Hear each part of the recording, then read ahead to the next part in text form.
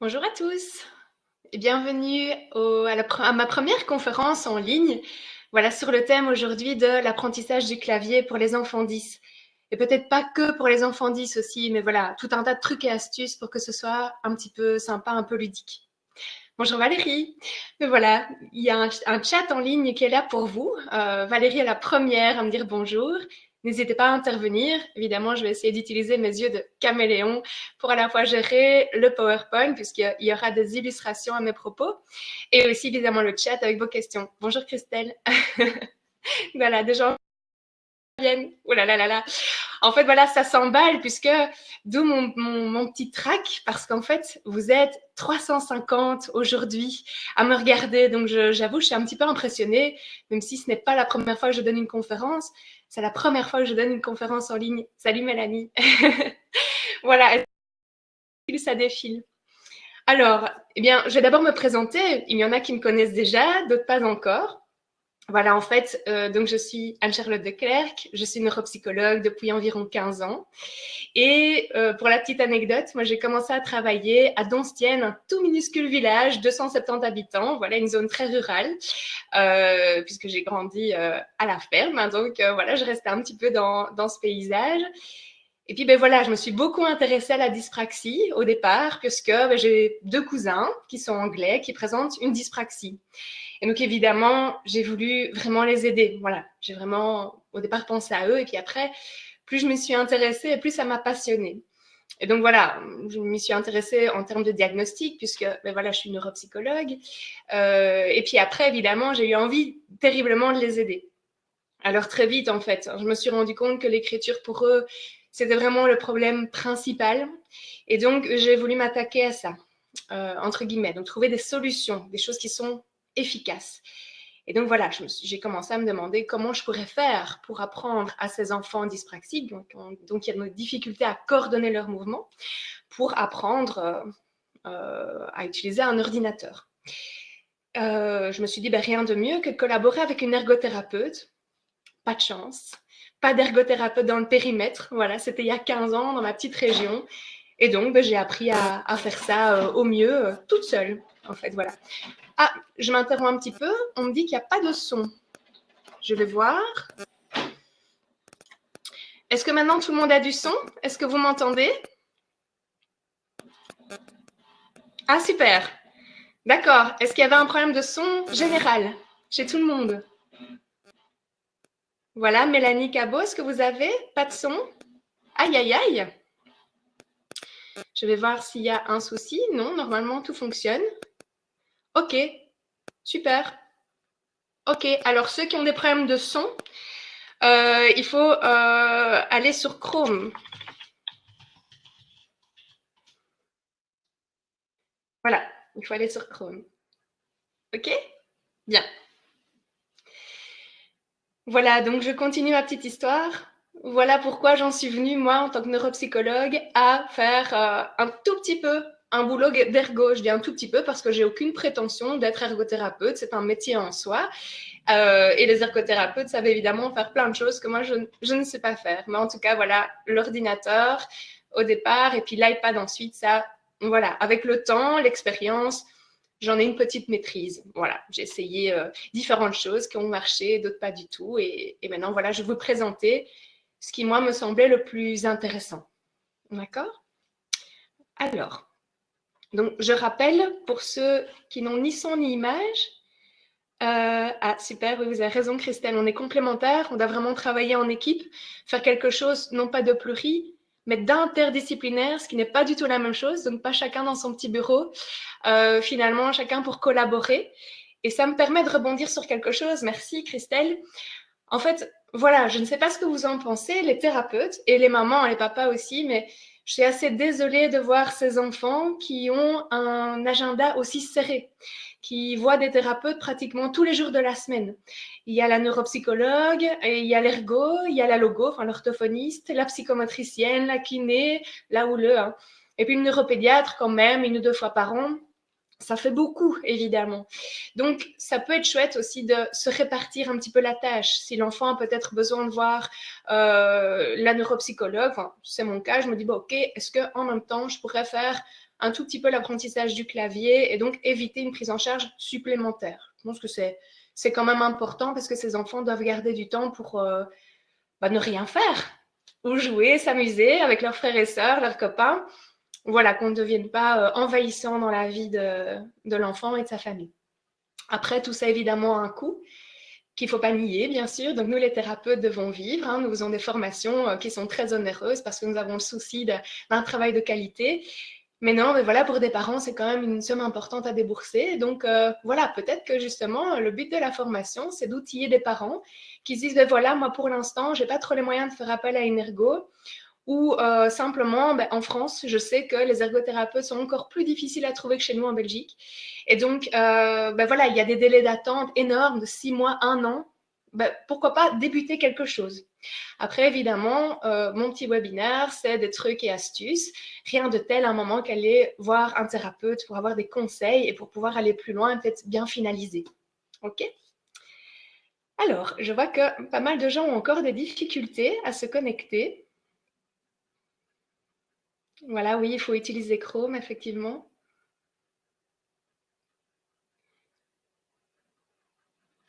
Alors,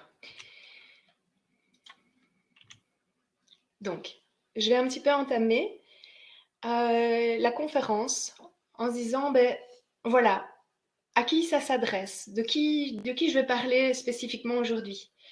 Donc, j'ai déjà parlé évidemment des enfants qui présentaient une dyspraxie, des enfants, des adultes, hein, bien sûr, puisque c'est quelque chose qui nous accompagne a priori toute la vie.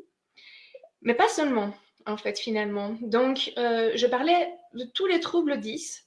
Ça peut, un ordinateur, une tablette peut aussi aider un enfant dyslexique à lire. Donc voilà, il y a des petits programmes qui vont l'aider. Voilà, des liseuses automatiques, des dictées vocales, des prédictions orthographiques pour ceux qui présentent aussi une dyspraxie, hein, ce qui va bien avec la dyslexie finalement. Enfin, c'est ce qu'on appelle une comorbidité.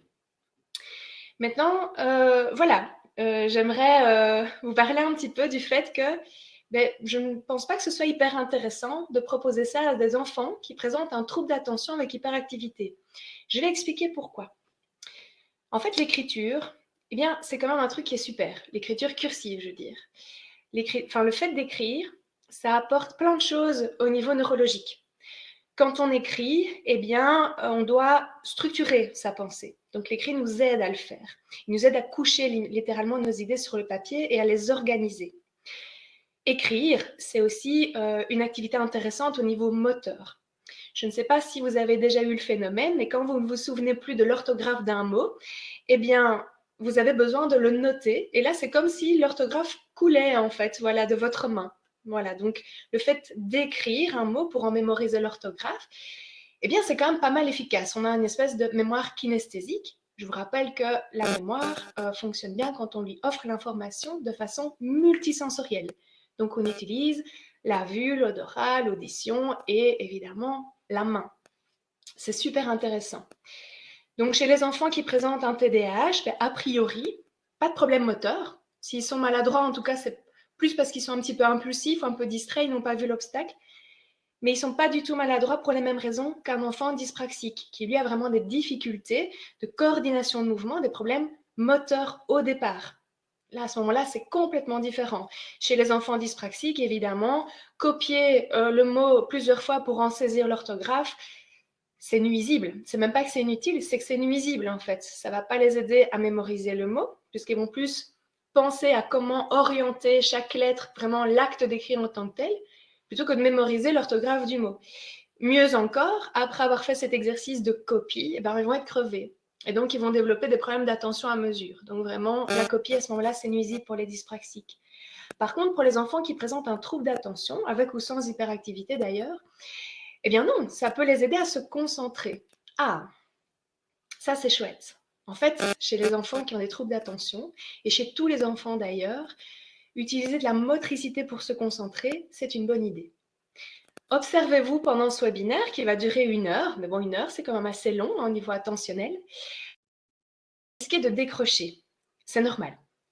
Et donc, qu'est-ce que vous allez faire si vous avez un petit bout de papier devant vous? Vous allez commencer à gribouiller. En fait, voilà, faire des points sur les i, commencer. Moi, j'adore faire des cubes. il faudrait demander à un psychanalyste à mon avis, peut-être qu'il y a un truc à chercher. Voilà, je fais des cubes. En tout cas, j'essaye à travers, enfin grâce à ma motricité, de remonter en fait mon attention.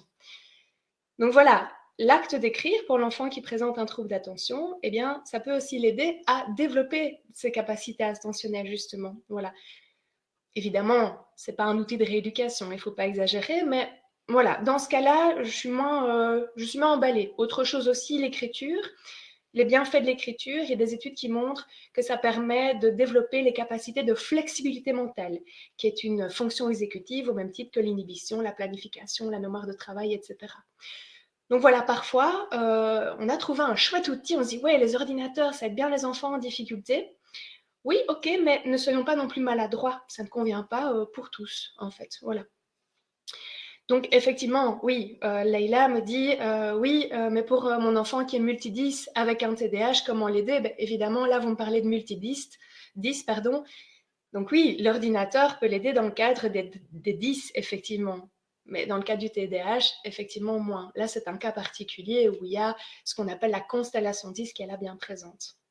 Et là, justement, équiper votre enfant multi-10 d'un ordinateur ou d'un iPad, se soulager de tout un tas d'activités motrices complexes pour lui qui lui demandent beaucoup d'énergie.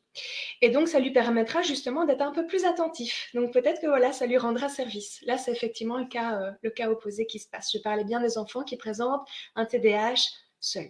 Voilà. Pourquoi la flexibilité mentale? Voilà, pourquoi l'écriture aide la flexibilité mentale? Eh bien, en fait, observez votre écriture. Quand vous écrivez, prenez un repère, la lettre A par exemple, vous observerez que selon l'endroit dans la phrase, l'endroit dans le mot, vous n'allez pas tracer la lettre de la même façon. Donc votre cerveau, rapidement, va changer en fait de stratégie pour que le A y colle avec la situation. En fait, vous n'allez pas tracer le A comme vous le feriez sur une ligne d'écriture. D'accord? Avec plaisir. Donc voilà. J'espère, voilà, n'hésitez pas à réagir. Vous avez évidemment le droit de ne pas être d'accord avec moi. Ça m'arrange même parce que ça m'oblige vraiment à réfléchir. J'aime beaucoup susciter le débat, donc n'hésitez pas à réagir. En résumé, voilà, j'ai quand même la sensation que l'utilisation de l'ordinateur, de l'iPad aide beaucoup les élèves 10, 10 sous toutes ses formes, et moins les enfants qui présentent un TDAH. Je ne parle pas du fonctionnement à haut potentiel qui est là une particularité, hein, voilà, c'est très différent. Voilà, là je ne pense pas non plus que ce soit fabuleux, mais enfin, que ça apporte de l'intérêt, on va dire, mais souvent au potentiel, il y a les troubles 10 qui viennent aussi s'inviter, donc voilà, le cas est complexe. Alors après, aujourd'hui, vous allez voir que je vais parler de l'ordinateur et je vais aussi parler de l'iPad. Alors là, grand débat. On a des gens qui sont archi pour l'ordinateur. J'avoue que j'ai fait partie de ces gens-là à un moment. Voilà, j'ai la chance d'avoir un mari qui travaille dans le domaine de l'informatique et donc je lui demande beaucoup ses conseils. Je le remercie d'ailleurs de m'avoir aidé à préparer au niveau technique cette conférence au passage. Et donc voilà, il me disait au départ, ah bah, tu sais, l'ordinateur, c'est quand même chouette parce que si jamais l'ordinateur, il y a un accident, parce que bon, les enfants dyspraxiques, par exemple, sont quand même maladroits, hein, c'est un peu la base. S'ils laissent tomber l'ordinateur et que voilà, il y a un deuil à faire, enfin, voilà, l'ordinateur est mort, est décédé, eh bien, on pourra quand même toujours récupérer des données. Voilà, il me disait ça il y a 10 ans. Par contre, il me dit, la tablette, c'est pas le cas. C'est très fin. Il n'y a pas beaucoup d'espace de mémoire là-dessus. Et puis voilà. OK, le temps a passé. Les technologies ont évolué. Et puis maintenant, on a les clouds qui sont apparus. Donc, je parle voilà, de Dropbox, de SkyDrive et autres. Je pourrais en citer plusieurs. Et donc, voilà, il n'y a plus ce problème du coup de mémoire, en fait. Voilà. Donc, tout ça se trouve quelque part sur ce nuage. On ne sait pas trop où il est. C'est quand même bien pratique. On peut stocker un nombre illimité d'informations. Et donc là, il n'y a plus de guéguerre, entre guillemets, à avoir sur ce thème-là, plutôt en lien avec des problèmes de sauvegarde des données. Maintenant, ça, ce problème est réglé. Je dirais plutôt que là, on va choisir plutôt l'ordinateur ou la tablette en fonction du cas de l'enfant. Voilà, c'est vrai que, oui, encore un élément qui ne doit pas entrer dans le jeu de la guerre, plutôt ordinateur ou iPad, eh bien c'est le prix. en fait, parce que j'ai fait l'exercice avec une collègue. Voilà, on a fait un tableau avec le coût d'un ordinateur de base, mais quelque chose quand même de correct, voilà, de suffisant en tout cas, en termes de mémoire, de vitesse, etc. Et on y a ajouté tous les petits programmes qu'on doit ajouter supplémentaires. Des programmes, voilà, une liseuse, une dictée vocale, une prédiction de mots, un dictionnaire, enfin, etc. Une souris scanner que je vous présenterai tout à l'heure. Et plutôt iPad. Pourquoi iPad? C'est parce que c'est quand même quelque chose d'hyper complet, d'hyper intuitif. Et puis, les applications qu'il y a dessus sont quand même pas mal performantes. Elles sont après aussi reconnues, en tout cas en Belgique, comme étant, par exemple, Notability, Prismo, GeometriPad. Ce sont des applications qui sont reconnues par le ministère de l'Éducation comme étant efficaces. Et donc, pour passer le CEB, le C1D, donc les épreuves officielles, les enfants ont le droit d'utiliser ces applications qui ne se trouvent pas forcément sur d'autres marques de tablettes. Pas forcément. Donc voilà, je vous dis, on a fait ce petit exercice. Quel est le plus cher? Eh bien, c'est plus ou moins le même coût à la fin. Voilà. C'est vrai que sur l'ordinateur qui coûte peut-être un peu moins cher au départ, il faut ajouter la souris scanner. Mais sur l'iPad, ça coûte un peu plus cher à l'achat au départ, mais pas besoin de souris en fait. Il faut prendre une photo. D'accord? Et donc, on a Prismo après l'application qui nous permet de faire un scan de qualité, etc., etc. Voilà, je vous assure, on a bien tout vérifié, rien oublié. C'est pas un débat qui a lieu d'être finalement, c'est plus ou moins le même prix quand on a on a compté les applications, les programmes à ajouter, et voilà, il n'y a pas de souci avec là. On a même été jusqu'à penser à la petite mallette de transport, enfin, voilà, on oublie ça. Maintenant, comme je disais, plutôt ordinateur ou tablette, moi ce qui me fait dire que ce serait plutôt la tablette, c'est sur des enfants qui présentent une dyspraxie constructive, donc vraiment le problème est principalement moteur. Et on sait qu'eux, ils vont avoir du mal à obtenir une bonne vitesse de frappe, ce qui est dommage en fait. Et donc à ce moment-là, l'iPad peut faire de la prédiction de mots. Et donc on leur apprend à taper principalement à une main, tandis que l'autre sélectionne le mot et ainsi de suite. Voilà, ça permet donc de frapper beaucoup plus vite au clavier. Voilà, pour moi, c'est un de mes critères. Je ne sais pas si vous en avez d'autres. Voilà, l'iPad avec clavier est beaucoup plus pratique. Oui, oui, c'est vrai aussi qu'il est un peu plus léger, un peu plus facilement transportable. Oui, Virginie, vous pourrez obtenir le replay sans problème, évidemment. Voilà, de la conférence en ligne. Vous pourrez y avoir accès une fois que la conférence sera terminée. Vous aurez un petit mail de ma part, en vous remerciant bien sûr de votre présence, votre participation, et vous aurez un lien vers le replay. Alors, il est maintenant de penser à l'équipement. Voilà, l'équipement qu'on va proposer, parce qu'il faut quand même que ce soit confortable. Pensons à nos enfants qui vont passer toute la journée avec leur ordinateur. Il faut penser ergonomie, en fait, dès le départ. Donc, on va choisir d'abord un bon clavier, évidemment. Donc là, il existe des modèles différents selon le cas. Donc, vous voyez, il y a sur la gauche deux claviers qui les touches sont agrandies. C'est quand même assez utile pour les enfants qui ont des difficultés principalement visuelles. Je ne pense pas aux malvoyants, je pense à des gens, des dyspraxiques visio-spatiaux, des enfants qui ont des troubles neurovisuels et donc des dyslexies visuelles. Ça peut les aider à prendre un meilleur repère. Donc vous avez aussi donc la version simple, en gauche en bas, à gauche en bas, et puis en haut, à gauche, vous voyez que là en plus il y a des couleurs différentes pour bien structurer en fait le clavier. C'est pas mal. J'avoue que beaucoup des enfants dyspraxiques, j'ai jamais dû utiliser ça. Voilà, je vous le montre, ça existe. Pour les thérapeutes en fait qui me regardent, le bon truc, ça peut être peut-être de faire quelques frais professionnels en achetant en fait différents claviers pour pouvoir le faire essayer à votre patient simplement. Voilà, à mon avis, c'est la meilleure solution possible. Et puis après, demander aux parents évidemment d'acheter le clavier définitif. Ça me paraît être chouette. Alors évidemment, il y a le clavier tout simple, qui est là aussi sur la photo, ça marche dans la plupart des cas. Et vous avez vraiment des claviers, disons, ergonomiques. Donc vous voyez, c'est des claviers qui sont un petit peu en V. Et donc, c'est plus confortable au niveau de la main, au niveau du poignet. D'accord. Alors, Isabelle, Qu'est-ce que vous voulez comme contenu différent?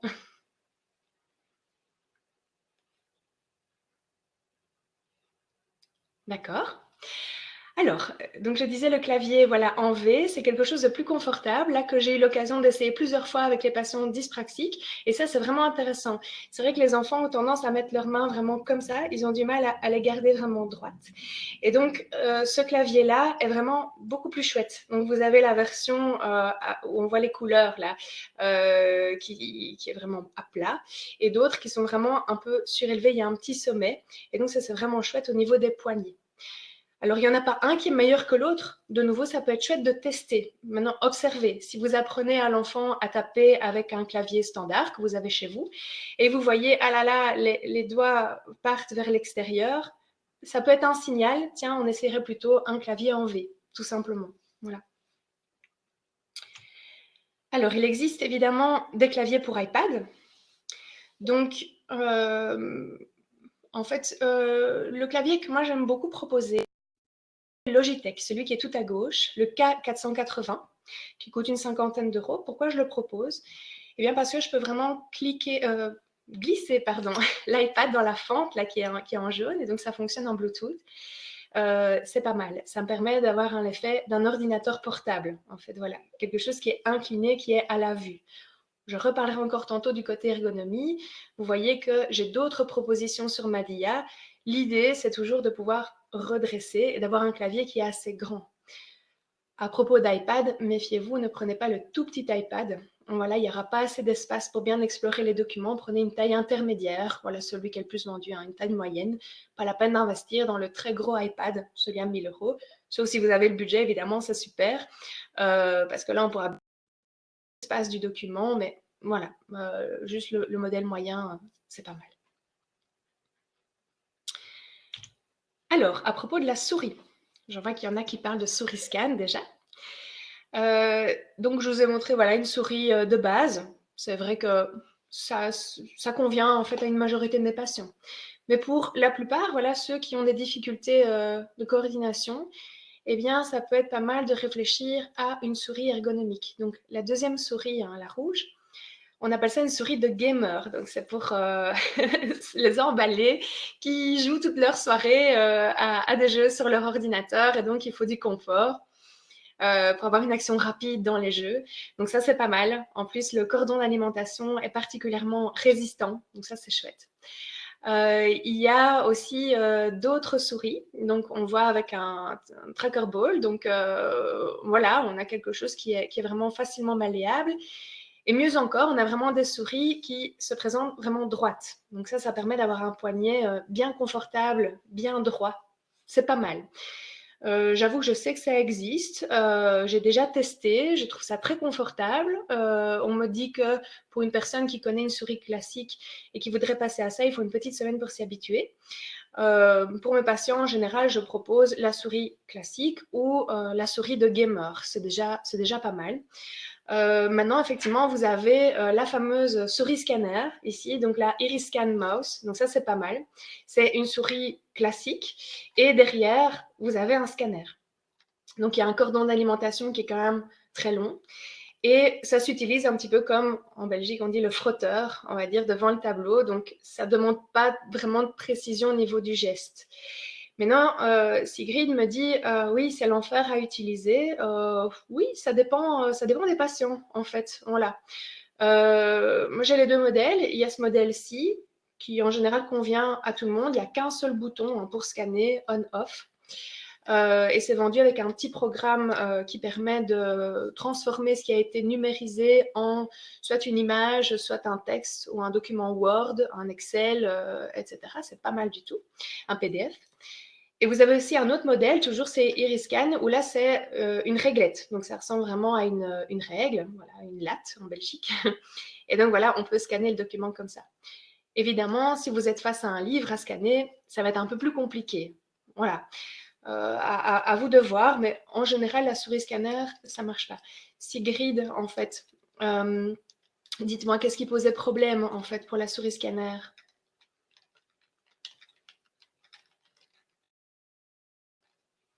Vous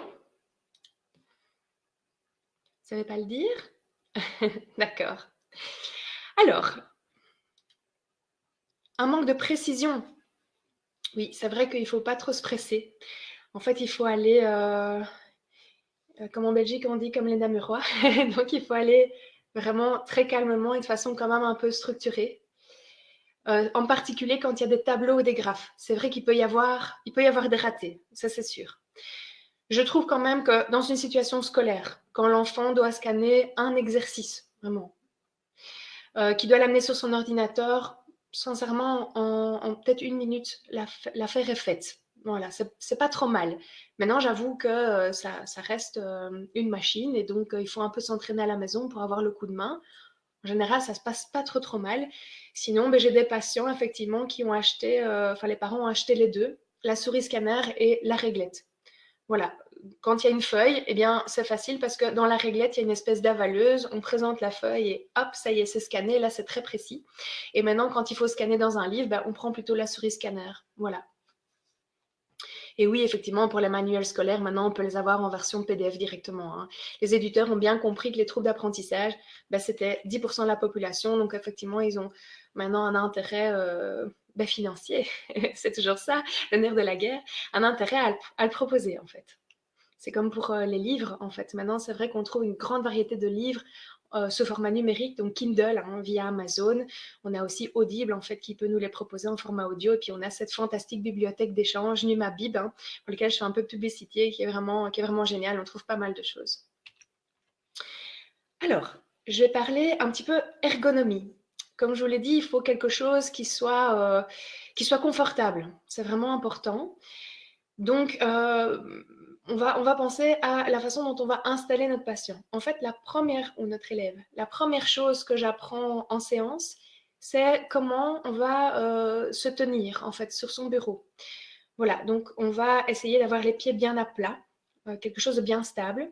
À ce moment-là, on peut s'asseoir sur son ballon, hein, ce qui est pas mal, hein, ça oblige vraiment à bien s'ancrer. N'oubliez pas qu'il y a des chaises aussi à roulettes avec une espèce de cerceau comme ça où on peut poser le ballon. C'est pas mal, c'est une chouette solution pour éviter qu'il ne bouge partout, ce soit vraiment trop instable.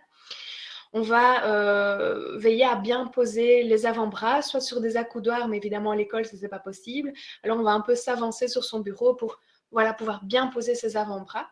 Et alors, on va penser à notre poignet. Donc là, vous avez un petit schéma où la bonne position du poignet, normalement, la main doit être bien droite, donc ni surélevée, comme ça, ni l'inverse, en fait. Donc, on va essayer d'avoir quelque chose de bien droit pour bien reposer le poignet, en fait. Rester détendu, éviter toute une série de douleurs, en particulier au niveau des cervicales. Donc, vous avez vu que j'étais aussi posturologue. Et donc, l'ergonomie, c'est quelque chose qui m'intéresse particulièrement, sachant qu'une majorité de mes patients sont naturellement très penchés vers l'avant. Observez vos patients, observez vos enfants dyslexiques. Vous observerez, c'est quelque chose qui est mis en évidence au niveau scientifique, hein. Ce n'est pas moi qui le dis, c'est l'équipe du professeur Kersia, hein, à Dijon, qui a observé qu'effectivement, une majorité des patients étaient comme ça. Ils avaient, voilà, comme si leur tête était un peu lourde à porter. Et donc, effectivement, si on met l'écran vraiment très très bas, eh bien, ils vont encore plus devoir baisser la tête et à un moment, ça va créer pas mal de douleur ici à l'arrière et ça va être insoutenable. Oui, Leïla, vous avez raison pour la souris, évitons les tendinites. Enfin, voilà, le confort, c'est important. Ils vont passer toute la journée là-dessus. Donc, voilà, c'est des conseils qu'on peut leur donner. Moi, je leur montre la photo, on essaye ensemble. Et alors, souvent, quand ils prennent des mauvaises postures, hein, voilà, quand ils sont vraiment tout comme ça, tout bossus, avec les pieds dans le vide, il ne faut pas 5 minutes pour que d'eux-mêmes, ils se plaignent de douleur, en fait. Donc, autant leur donner l'astuce, bah, écoute, pense à ton confort, parce que si tu as mal, ça va te déconcentrer. Évidemment, voilà. Si là, en ce moment, pendant la conférence, vous êtes un peu mal installé, vous allez commencer à gigoter et ça va vous perturber, en fait, voilà, parce que votre confort, c'est quelque chose qui est prioritaire pour votre cerveau, pour votre survie, voilà, vous soyez bien. Et donc, ça va manger de la place. C'est un besoin physiologique, en fait, de se sentir confortable. Et donc, tant que ce besoin-là, il n'est pas assouvi, eh bien, malheureusement, vous ne pourrez pas bien vous concentrer sur le reste. C'est normal. Comme si certains doivent aller aux toilettes maintenant, eh bien, effectivement, il vaut mieux louper 5 minutes c'est y aller plutôt que de se retenir parce que sinon vous ne serez pas bien attentif. C'est comme ça, c'est plus fort que vous. Oui, tout à fait, Sigrid, la posture, trop souvent oubliée. C'est vrai que, voilà, j'insiste beaucoup. Je vous dis, c'est vraiment ma première séance. J'explique comment se tenir confortable et on l'essaye ensemble. On s'amuse, on fait un petit peu les gugus comme ça. Tiens, et si on se mettait un peu comme ça, qu'est-ce que ça pourrait donner? Et si on était franchement comme ça, qu'est-ce que ça ferait? Et puis voilà, on dit, ah, là, t'as mal où? Et donc, ah ben là, et là, ah, imagine toute la journée à l'école. Ah ben non, ça n'ira absolument pas. Oui, effectivement. Alors, là, j'ai parlé de l'ordinateur, mais je reviens à mes petites propositions. En fait, vous voyez, vous vous souvenez tout à l'heure par rapport au clavier. L'idéal, effectivement, que ce soit sur un iPad ou un ordinateur portable, c'est de nouveau d'essayer de surélever, en fait, quelque part, pour que l'écran soit bien à hauteur de la vue, qu'on ne doit pas vraiment faire un effort au niveau cervical et que ça puisse faire mal, en fait. Donc, on voit sur mon petit schéma hein, comment ça se passe. Pour les ordinateurs portables, vous avez des choses pour surélever. Alors, parfois, enfin voilà, on peut surélever au minimum. Hein. J'ai mis le petit schéma de l'ordinateur là qui est de profil, ça c'est pas mal. Mais ça peut être un petit peu inconfortable en fait pour les poignets. Le must, évidemment, mais ça prend la place. Hein. Les bancs à l'école ne sont pas toujours si grands. Eh bien, le must, c'est vraiment de surélever l'ordinateur portable et d'avoir un deuxième clavier en fait à part. Voilà, ça peut être super. C'est vraiment l'image que je montre à droite. En entreprise, hein, c'est ce qu'ils proposent. Voilà, et c'est pas mal. Oui, c'est vrai. Pour l'ordinateur, ça fait quand même beaucoup de matériel à gérer parce qu'il y a la souris à côté. Voilà, c'est vrai que c'est pas super, mais c'est quand même pas mal efficace. J'ai des patients qui, clairement, et ça m'a étonné au début, préfèrent nettement l'ordinateur que l'iPad. Voilà. Pour eux, l'iPad, c'est un truc ludique, ça leur semble fragile, ils sont pas à l'aise avec ça, ils le sentent pas. Et d'eux-mêmes, ils choisissent l'ordinateur, en fait. Donc voilà, à un moment aussi, le meilleur choix se fera en écoutant l'enfant, clairement, comment lui il le sent. C'est important aussi au niveau psychologique parce que là, on est déjà en train de parler comment on va mettre en place. N'oublions pas qu'il faut aussi préparer à côté tout le côté psychologique de, voilà, quand tu iras à l'école avec ton ordinateur, avec ta tablette, eh bien, tes difficultés se verront. Là, il y aura une différence objective, ça se verra en fait, par rapport aux autres. Et donc, il faut que l'enfant il soit à l'aise avec ça. Si déjà, il a pu choisir l'outil vers lequel il avait envie d'aller, c'est déjà pas mal, quelque part. Donc voilà, moi j'ai tendance plutôt à faire confiance aux enfants. Et puis après, c'est ma responsabilité, moi d'adulte, de thérapeute, de trouver une astuce en fait. Si je me dis, ok, ah dommage, il a choisi l'ordinateur, je préférais l'iPad parce que ça aurait été plus maniable, etc. Voilà. Mais c'est pas grave, je vais travailler avec une souris ergonomique, je vais travailler avec tel programme, et puis on s'en sortira toujours, puisqu'il y a toujours plus ou moins l'équivalence qu'on peut trouver. Voilà. Alors, venons au vif du sujet. Comment on va faire pour apprendre? Alors, il existe plusieurs stratégies. Alors, ce qu'il faut savoir, c'est que moi, je ne vends pas de méthode, en fait. J'essaye ce que les autres me proposent. Voilà. Et puis, je fais ma propre popote. Évidemment, puisque c'est moi qui anime cette conférence, je vais vous donner un petit peu ma façon de faire. Mais votre façon de faire m'intéresse aussi énormément. On a chacun notre expérience sur le sujet. Donc, en fait, en première intention, sur des enfants, hein, je veux dire à partir de l'âge de voilà, 6-7 ans, on va utiliser la méthode type tien, voilà, qui est vraiment super chouette. Vous trouvez en ligne, en fait, vous tapez type tien et donc vous vraiment trouvez la méthode et donc vous pouvez accéder à des formations complètes sur le sujet. Voilà, moi, je ne suis pas toujours très bonne élève, en fait. Je m'inspire d'une méthode parce que il n'y a pas de recette magique. Donc, je modifie en fonction de mon patient et de ses centres d'intérêt. Alors, la méthode Titien, voilà ce qu'elle propose. Elle propose de taper sur un doigt à la fois. On va commencer par la main gauche, par exemple. On pourrait très bien commencer par la droite, peu importe. Et alors, voilà, on va cacher les lettres. Donc ici, vous voyez que vont apparaître des gommettes. Ah, zut. Il y a un petit décalage sur mon écran, en fait. Voilà, normalement, c'était les gommettes sur le R, le T. C'est la première fois, je l'ai dit. Sur le R, le T, le F, le G et le V et le B pour l'index gauche. D'accord? Donc, je vais choisir une gommette d'une même couleur pour cacher, en fait, ces lettres-là. Pourquoi je vais utiliser des gommettes? Voilà, on pourrait dire c'est pas sympa, pauvre enfant, déjà ça va, on part dans une aventure, et en plus je lui cache les lettres, c'est pas sympa. Si je le fais, c'est pour une bonne raison. Une majorité des enfants qui ont des troubles 10, je parle pas de la dysphasie par exemple, où là on n'aura a priori pas ce problème, ont des difficultés de balayage visuel. Ils ont vraiment du mal à se repérer dans l'espace. Or, un clavier, vous voyez où je veux en venir, c'est quand même très spatial ce truc-là. Donc, ce que j'aimerais, c'est que l'enfant il puisse mémoriser vraiment l'emplacement des lettres de tête, comme on le ferait en dactylo. Mais non, je suis quand même pas si vache que ça, au contraire, c'est vraiment pour les aider. Je vais leur donner quand même un repère, mais coloré, comme ce qu'on utilise pour adapter des tableaux, justement des graphes à l'école. Voilà, on va prendre des repères de couleurs. Mais là, c'est la même chose que je vais faire. Donc pour l'index gauche, par exemple, je vais prendre des petites gommettes roses. Et donc voilà, je vais cacher toutes les lettres. Et donc, on va faire travailler notre imagination. On va utiliser la gestion mentale, en fait, pour faire ça. Donc, tiens, on va créer ensemble des images en utilisant la première lettre, en fait, voilà. Donc ici, le R, eh bien, on pourrait penser à un rat. Le toit, ça va être le T, voilà. Donc le rat sur le toit. Et puis le F et le G, le garçon.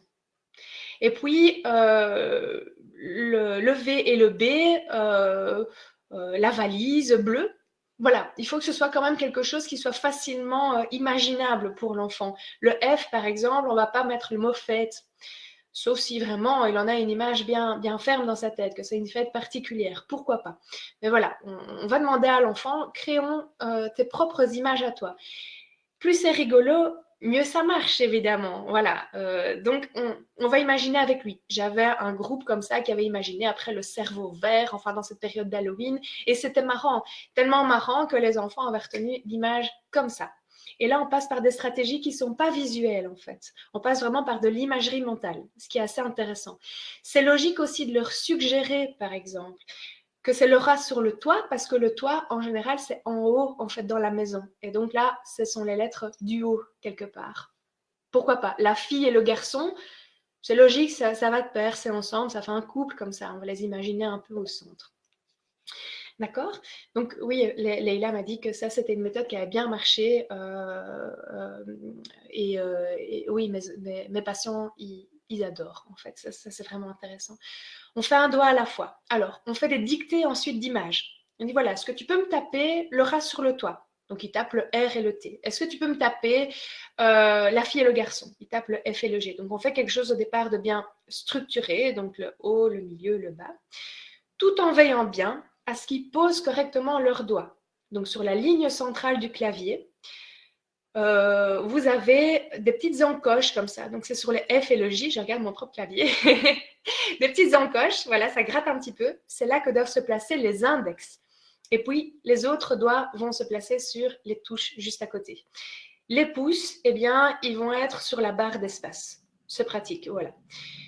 Faites un test avec l'enfant pour voir s'il est bien placé. Est-ce qu'avec son index, s'il est bien placé sur la ligne du centre, est-ce qu'il sait toucher facilement les touches qui sont au-dessus? Et est-ce qu'il sait toucher facilement celles qui sont en dessous? Si ce n'est pas le cas, ben voilà, il faut un peu se réorganiser, un peu plier les doigts, faire quelques essais. Une fois qu'on a la bonne position, on essaye de la garder. En fait, le plus important ici, ça va être de garder stabilité dans les doigts. On le sait, certains des enfants ont des problèmes de repérage dans l'espace. Donc, s'ils commencent à faire comme ça, oh là là, ils vont être très lents. En fait, effectivement, évitons la double tâche. C'est ce que Marilène nous dit. Les enfants, s'ils passent leur temps à chercher où est cette lettre, ah, je l'ai trouvée. Eh bien, évidemment, l'enseignante, elle est déjà passée à autre chose depuis longtemps. Pareil, s'ils doivent s'orienter spatialement sur le clavier et qu'après, oh, où est-ce que j'en étais dans le tableau? Ah là, ok, c'est bon. Ça va prendre des heures. L'objectif quand même, c'est qu'ils soient au moins aussi rapides avec leur clavier qu'avec leurs mains. S'ils sont plus rapides, c'est super. Mais il faut qu'ils soient au moins aussi rapides avec leurs mains qu'avec le clavier. D'accord? Je reviens à la méthode type T, enfin, à ma petite sauce. Voilà. On fait d'abord l'index gauche. D'abord bien structuré. Voilà. Et puis après, on va mélanger le rat et le garçon. D'accord? La fille et son vélo, la fille sur le toit, on les mélange. une fois que tout est bien mémorisé, eh bien, on va commencer à installer l'index droit. Et donc là, pareil, on remet des gommettes d'une nouvelle couleur, puisque c'est une couleur pour un doigt, et on va inventer des nouvelles images. Le yo-yo dans l'usine, par exemple, hein, voilà, parce qu'on a tous une image assez stéréotypée de cette usine, désaffectée, c'est bizarre pour moi. L'hélicoptère jaune et du noir, par exemple, peu importe. Et puis, de façon très structurée. Et puis après, je vais mélanger. Alors, ce que je remarque, c'est que voilà, cette méthode-là, en général, mes patients, ils accrochent. Ils accrochent super bien. Mais évidemment, l'attrait de la nouveauté s'estompe. Donc, j'ai une maman que je fais coucou, je ne sais pas si elle est là, la maman de Diego, qui me dit, ah ben nous, en fait, on changeait les images à chaque fois. Et ça marchait quand même bien. Ah ok, moi, ça m'a étonnée parce que je cherchais un petit peu à automatiser. Mais apparemment, pour son fils, ça a permis de tirer un petit peu ça en longueur et ça lui a permis de rester actif, en fait, et d'avoir toujours envie de faire. En général, ce que j'observe, c'est que même si on fait comme la maman de Diego, enfin voilà, ça prend du temps. Il faut savoir avant de commencer qu'apprendre un clavier, en général, on est parti pour minimum 6 mois.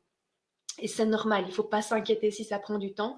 Donc évitons de partir dans l'urgence. Si on se rend compte qu'un élève présente un trouble 10, une dyspraxie par exemple, et donc il y a une dysgraphie qui est là, eh bien, on ne se dit pas, oh, un jour, on va mettre ça en place. Non, commençons dès que possible. Comme ça, à un moment, quand on sent qu'on en a besoin, l'outil, il est prêt. Voilà, on ne doit pas commencer à stresser, se dire vite, vite, vite, vite. Donc, j'en reviens à mon idée. Donc, la méthode type tient très chouette pour débuter. Et puis après, les enfants se lassent. Donc, qu'est-ce que je fais? Je note, en fait, les lettres qui ont déjà été vues, mais c'est pas mal, hein. Il y a 11 lettres en fait qui ont déjà été vues juste avec ces 2 index, donc c'est pas mal, ça fait presque la moitié à voir. Et je vais lui demander de mémoriser des nouvelles lettres en inventant des mots. Donc par exemple, voilà, je veux voir les majeurs, donc il me reste à voir le E, le D, le C par exemple, et donc je vais prendre le mot R, la lettre R, la lettre U qu'il a déjà vu avec ses index, et je vais mettre le E, ça va faire le mot rue. D'accord? Et donc, j'invente comme ça une liste de mots. Pour les plus âgés, ils peuvent inventer eux-mêmes aussi leur liste de mots pour apprendre. Et puis après, ils s'entraînent à copier le plus vite possible. Alors, il y a quelqu'un qui m'a dit, ah, votre objectif, c'est de taper à 10 doigts. Ah, eh bien, dans le cas d'un enfant qui est dyspraxique, je pense que ça va être compliqué à mettre en place. Même pour nous, hein, je veux dire, moi qui ne me présente pas de dyspraxie, j'avoue que ces 2 doigts-là, le petit doigt, bon, il passe un peu à la trappe. C'est pas un doigt où on est très agile. En général, on est très rapide. On n'a pas non plus des très bonnes sensations sur ce doigt-là. Donc, mon objectif, c'est pas du tout de taper à 10 doigts avec ces enfants-là. On va essayer de taper avec le plus de doigts possible. Moi, mon objectif, c'est au moins d'utiliser ça, sachant que les pouces, c'est pour la barre d'espace, en fait. Voilà. Si au moins ils peuvent utiliser les 2 index, je suis déjà contente. En fait, il y a une étude qui a été faite. Je vous ai mis la référence plus loin. Voilà. Il y a une étude ici qui a été faite par cette équipe, en fait, voilà, qui montre que finalement, taper avec 10 doigts ou avec 2 doigts, ça revient au même en termes de rapidité. Donc, ne nous mettons pas la pression, finalement. Si nos enfants, ils sont capables déjà d'utiliser les 2 index, eh ben, c'est pas mal. Ils ne seront pas plus lents qu'un enfant qui peut utiliser les 10 doigts. Voilà, maintenant, s'ils peuvent utiliser les 10 doigts, ça va quand même être confortable. Et là, c'est sûr que l'objectif, c'est vraiment qu'ils regardent le moins possible leur clavier. S'ils utilisent leurs 10 doigts, ça évite vraiment beaucoup le phénomène de la double tâche. Donc, pour les enfants qui ne présentent pas de problème moteur au départ, on peut essayer de faire avec un maximum de doigts possible, avec les 10, ce serait vraiment super. Allez voir, ici je vous ai mis la référence, vous verrez dans le replay. Sur YouTube, vous avez, mais c'est en anglais, les résultats en fait de cette équipe de recherche en fait à ce propos-là où ils ont testé le nombre de doigts en fait qui étaient nécessaires pour avoir de la vitesse. Apparemment seulement 2, c'est déjà suffisant. Donc ouf, on a un gros stress en moins, pas besoin d'utiliser les 10 doigts. Et si on peut le faire, c'est un peu mieux quand même. Donc vous verrez dans le replay aussi que je vous remets les différentes couleurs en fait par doigt. Comme je vous le disais, en général, on va mettre une gommette pour un doigt. Alors, ça c'est évidemment pour débuter. Une fois qu'on sent que l'enfant, voilà, il a déjà mémorisé au moins la moitié des lettres, Eh bien, de même, hein, ils ont envie de retirer les gommettes. Voilà, ça les gêne. Là, ça devient délétère. Donc, on peut les retirer. De nouveau, ne nous mettons pas la pression. Il faut se fier un peu à son feeling, à son intuition. Alors Gaëlle, oui, effectivement, on peut apprendre soi-même à son enfant à maîtriser l'ordinateur. Bien sûr, c'est à ça que sert cette conférence, c'est vous donner des trucs et astuces, des trucs que vous pouvez trouver en ligne en fait. L'objectif de la conférence, c'est de vous expliquer le pourquoi du comment pour que vous puissiez faire de meilleurs choix. Maintenant, je pense que l'idéal, ce serait quand même d'aller consulter un professionnel, une ergothérapeute, une personne qui connaisse, qu'elle puisse un peu vous lancer, en fait, mettre un peu des balises, et puis après, faites-vous confiance. Moi, les parents, les enfants, je ne les vois pas toutes les semaines. Je les vois une fois par mois, en fait. Donc, je choisis la meilleure technique, j'explique pourquoi je la suggère, et puis, voilà, je souhaite un bon entraînement, et puis on se revoit dans un mois. Je demande à l'enfant de m'envoyer ces petits exercices par email. Comme ça, je peux le coacher à distance, lui dire vas-y, c'est cool, continue comme ça. Et puis voilà, il faut que je dérange le moins possible la vie de famille. C'est ce que je disais vraiment en début de conférence. C'est pour ça que je donne ces conférences, c'est parce que j'ai envie de faire aussi un peu confiance aux parents, qui sont capables de faire plein de choses. Parce que les spécialistes de leur enfant, ben, évidemment, c'est eux. Maintenant, ils n'ont pas la science infuse. L'ergothérapie, c'est un métier en tant que tel, donc c'est pas évident. Donc, autant demander conseil. Mais oui, vous pouvez déjà vous lancer. Alors, je vous ai mis d'autres suggestions à part la méthode type tien à ma sauce. Hein, c'est pas du tout. Mais allez voir sur leur site internet qui est quand même pas mal fait et vous trouverez des chouettes ressources. En gros, c'est l'idée, hein, c'est ça, de la gestion mentale. Alors, ce que j'utilise aussi, c'est plutôt pour les plus grands. C'est vrai que des ados, enfin maintenant c'est vrai qu'à 11 ans, on commence à être ado parfois. Quand je viens avec mes petites images mentales du reste sur le toit, vous pensez bien qu'ils ont un sourire jusque-là et ils font oui, oui, tout à fait. Donc ça, c'est pas génial. En fait, pour eux, certains vont adhérer, mais c'est vraiment loin, loin, loin d'être la majorité. Donc là, il existe d'autres choses en fait qui se trouvent en ligne. Moi, j'avoue que j'aime beaucoup utiliser TapTouche. TapTouche, vous avez la version démo qui est complètement gratuite, qui vous permet d'apprendre toutes les lettres en fait de la ligne du centre. Je pense que pour 20 €, vous avez la version complète qui vous permet de voir toutes les lettres. Bon, TapTouche ne serait pas très content que je dise ça, mais la version complète, pour moi, je ne trouve pas que c'est intéressant. Pour la même raison que la version, enfin la méthode type tien dans son intégralité, donc toutes les lettres avec la gestion mentale, ben c'est lourd, c'est rébarbatif, il faut un petit peu changer de stratégie, remettre un peu de dynamique. Et donc là, pareil, quand je propose TapTouche, eh bien, une fois que les enfants ils maîtrisent la ligne du centre, et bien là, pour voir les lettres supplémentaires, ben pareil, je prends toutes les lettres du centre et je veux en apprendre 2 supplémentaires. Ben, je crée un mot en mélangeant les anciennes lettres, enfin celles qu'ils connaissent, plus des nouvelles. Et voilà, et ça relance un peu de la dynamique. Et en même temps, je peux commencer à avoir des fonctionnalités de, par exemple, ou OneNote si je suis sur ordinateur, ou Notability, par exemple, si je suis sur iPad.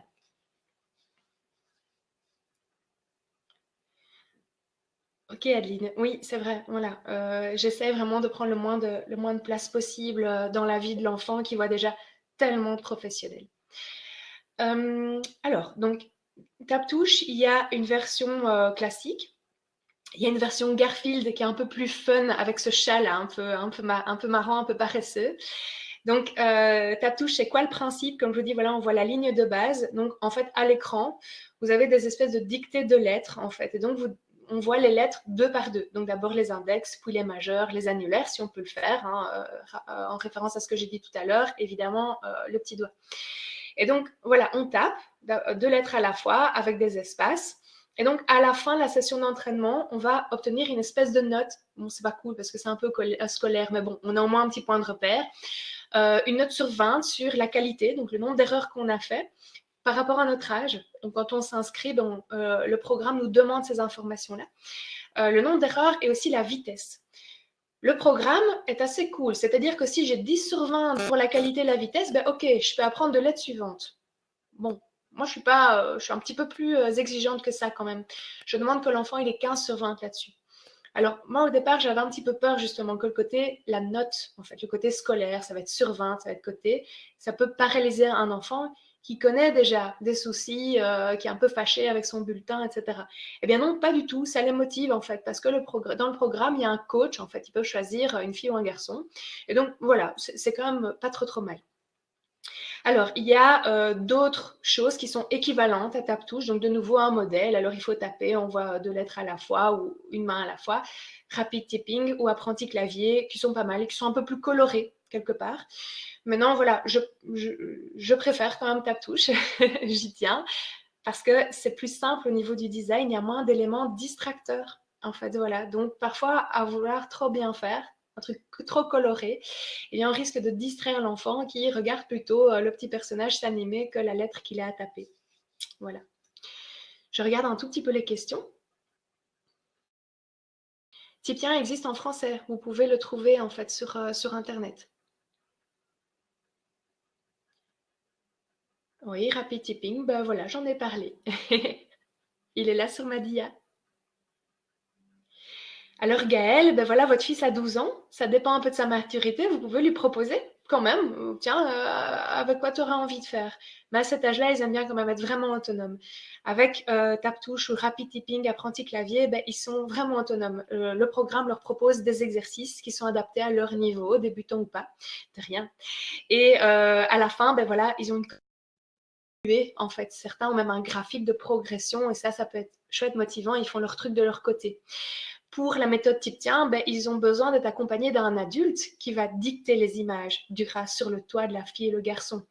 Donc voilà, ça dépend un petit peu de où il en est au niveau de son indépendance, son envie d'en prendre en tout cas. Lui faire des propositions, ça reste le mieux. D'accord ? Alors, vous avez aussi un site internet qui s'appelle agilefingers.com. C'est toujours la même idée, en fait, voilà. Là, Agile Fingers, moi, je trouve ça super sympa parce que les lettres sont écrites un peu plus grandes que tape-touche. Tape-touche, c'est quand même assez petit. De nouveau, on va proposer plutôt Agile Fingers pour les mêmes patients pour lesquels on proposera le clavier, vous savez, avec les grandes lettres, vraiment, qui ont vraiment des difficultés de repérage visuel très importantes, qui ont besoin qu'on agrandisse.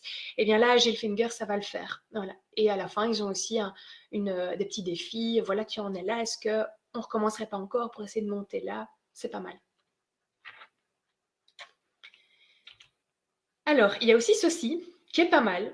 J'avoue que j'ai jamais eu l'occasion de le tester, donc ça m'intéresserait que vous réagissiez si vous avez déjà essayé ce truc-là.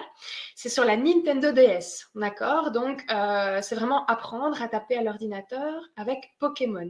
Voilà, avec Pikachu, qui est là un peu comme un coach. Et donc, on voit, hein, c'est un petit peu ambiance manga et c'est vraiment sous forme de jeu, quelque part. Donc, pourquoi pas?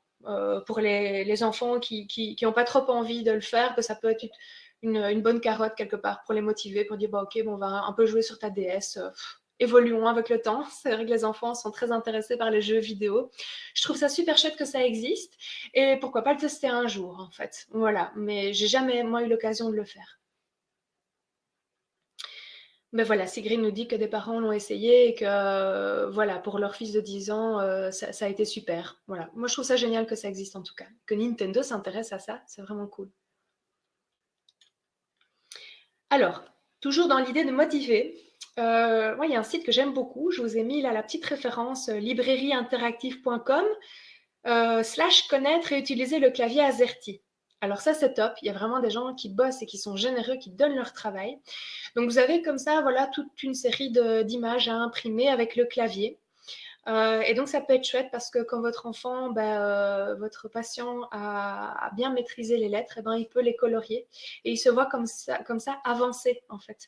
On peut lui mettre aussi des petits challenges. Ah tiens, ce serait super si tu pouvais maîtriser en plus le I et le K avant la fin du mois par exemple. Donc on peut mettre un espèce de petit logo. Ben voilà, à ce moment-là, il y aura ça de chouette qui se passera pour toi si tu y arrives.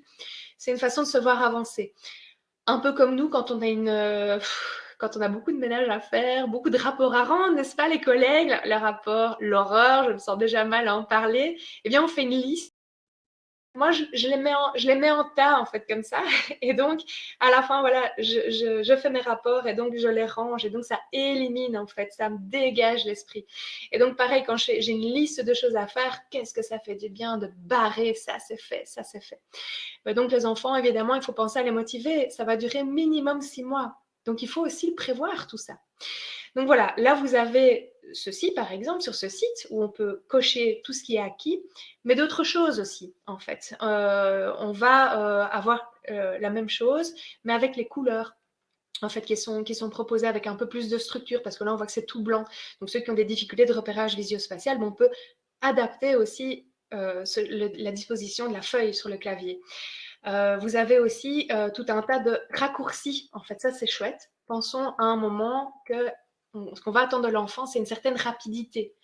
Raisonnable, hein, bien sûr, au moins aussi rapide que si tu écrivais avec ta main. Mais bon, si on lui donne toute une série de raccourcis, donc ça, c'est quelque chose que j'ai trouvé sur Wikipédia. J'ai tapé raccourci clavier. Et donc, voilà, j'ai un tableau comme ça, tout ça enfin, voilà, qui sort. Et donc, ça fait partie des référentiels qu'on va proposer à l'enfant. Et donc, c'est pas mal parce qu'il existe des jeux, en fait, où l'enfant est un peu testé. Tiens, est-ce qu'il maîtrise les fonctionnalités de ce clavier et notamment les raccourcis? Donc, ce jeu, il s'appelle La maîtrise du clavier. Voilà, il se trouve sur logicieléducatif.fr. Et donc, ça, c'est pas mal. Alors, à propos toujours de fonctionnalités, toujours pour varier, en fait, les séances, que ce soit à la maison ou parce que voilà, vous êtes une thérapeute, vous recevez un patient, eh bien, on fait un peu le clavier et puis on fait un peu autre chose. On fait un peu la découverte de Word. Tiens, est-ce que tu sais ce que c'est une police? Est-ce que tu pourrais changer la taille? Tiens, est-ce qu'on n'en profiterait pas pour essayer la police Open Dyslexique? Est-ce que tu préférais autre chose? Tu préfères Arial? Tiens, tu ferais comment un titre? Tu ferais comment pour enregistrer et enregistrer sous? Tiens, est-ce qu'on ne ferait pas des dossiers ensemble? Est-ce que tu sais comment faire pour imprimer ou pour mettre ton document sur une clé USB? Pareil avec l'iPad, hein. On en profite pour faire autre chose et un petit peu à la fois.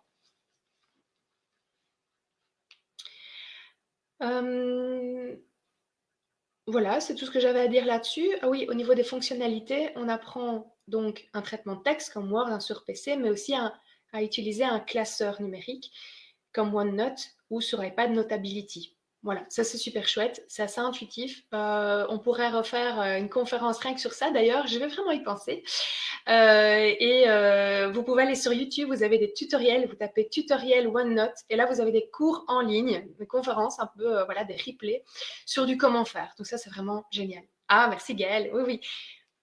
J'en ai déjà une de prévue, il ne faut pas que j'oublie d'en parler. J'ai presque fini.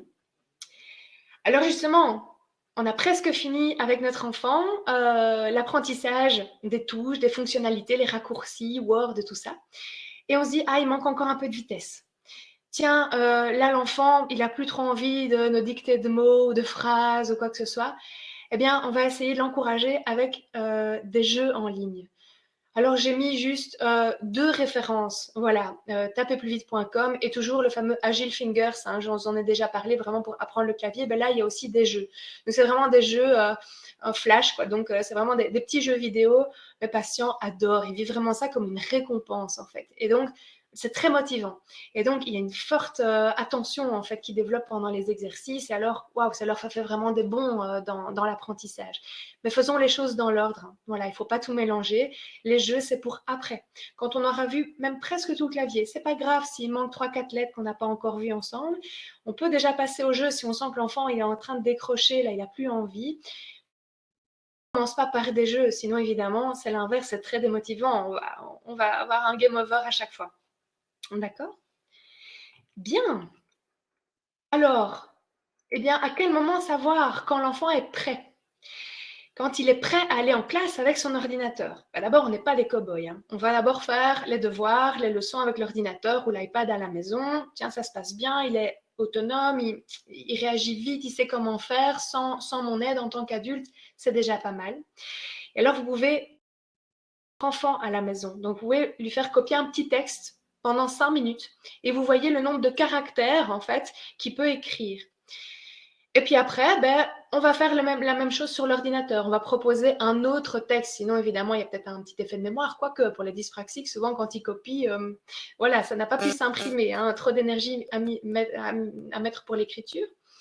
Et donc, ben voilà, on peut comparer. On donne un autre texte que l'enfant va copier à l'ordinateur ou sur l'iPad pendant 5 minutes. OK. Est-ce qu'il est au moins aussi rapide à l'ordinateur qu'avec sa main? C'est un bon signal pour moi pour se dire on peut y aller. Pour les thérapeutes, utiliser le BHK. Voilà, ça c'est super. Évidemment, pas pour la mesure de la qualité, ça c'est certain, mais évidemment pour la vitesse d'écriture. Voilà, vous allez proposer le BHK à copier à l'enfant à l'ordinateur. Ne passez pas par l'étape est-ce que tu peux écrire à la main. On va lui proposer le BHK, voilà, et nous on a une série de normes. Est-ce que pour son âge, il est aussi rapide que ce qui est attendu par rapport aux normes du BHK? Et là, c'est bon, on peut y aller. Super. Eh bien, écoutez, moi j'ai fini ma petite présentation. Je suis ravie d'être dans les temps. Waouh. En plus, vous avez bien participé. Alors, merci Aude, ça me fait très plaisir. Merci beaucoup. Vous êtes très nombreux, j'en reviens toujours pas. J'essaie d'éviter de regarder ce chiffre qui continue de m'impressionner. Alors voilà, j'ai vécu cette expérience très positivement grâce à vous. Merci beaucoup. Alors évidemment, je suis bien encouragée à recommencer. C'est vrai, je remercie les gens qui m'ont un peu inspirée, qui m'ont donné envie de me lancer. Évidemment, Sylvie Honoré, hein, de Vivacité, qui m'accueille régulièrement dans son émission et qui est top. Évidemment, Béatrice Huillier aussi, hein, de Sketch Note Facile, que j'ai eu le bonheur de rencontrer. Et puis, je trouvais ça assez naturel, en fait, que ça se fasse. Donc, merci à ces gens-là, évidemment, à tous ceux qui m'encouragent, vous. Et il y a une autre conférence, évidemment, qui va être organisée avec Isabelle, qui est une de mes anciennes stagiaires et qui est maintenant neuropsy, voilà, qui est top, et qui a fait un mémoire sur la confiance en soi des enfants. Et donc, c'est vrai que moi, je suis aussi psychoéducatrice. Et ben voilà, ce sera une conférence sur ce thème de la confiance en soi. La gestion de la colère, éventuellement, parce que là, c'est vrai que c'est quelque chose, on a un petit peu, qu'est-ce qu'on fait quand un enfant fait une colère? Ça, c'est toujours perturbant, que ce soit pour un professionnel, des parents nous demandent des conseils, ou des parents qui assistent à ça, qui sont un peu démunis. Mais je vais aussi en faire une avec mon collègue Georges Duhart, qui est posturopodiste, et on va vous parler du lien qu'il y a entre la posturologie et les troubles d'apprentissage, parce que ça a l'air quand même assez obscur. Je lis beaucoup sur Internet, mais c'est pas prouvé scientifiquement. Ben si, attention, hein, moi j'ai appris ça à l'Université de Bourgogne. C'est très sérieux, moi je suis chercheuse dans ce domaine. Et si, il y a plein de choses qui sont tout à fait prouvées scientifiquement. Maintenant, la recherche, c'est quelque chose qui est long, qui demande du temps. Mais en tout cas, c'est un truc voilà, qui me passionne, j'ai envie de vous le proposer. J'aimerais bien une fois par mois, en fait, faire des conférences. N'hésitez pas à m'envoyer vos suggestions de conférences. Moi, je compte bien faire venir des invités. J'ai aussi en tête une nutritionniste. J'aimerais bien l'inviter pour nous donner des conseils pour booster l'attention et la mémoire, qu'on fasse une petite recette d'Energy Ball pour aider nos étudiants pendant le blocus. Enfin, ça a l'air super chouette en fait. Pour aider les enfants qui ont des troubles d'attention et d'hyperactivité. Il y a une étude là, qui est sortie cette semaine que le safran, c'était super efficace. Waouh, ben écoutez, moi, ça me passionne. Donc, j'ai la chance de connaître des gens super sympas. Donc, eh bien voilà, à très bientôt. Merci beaucoup. Vous aurez le replay dans 100 minutes. Et je vous souhaite une belle après-midi. Au revoir.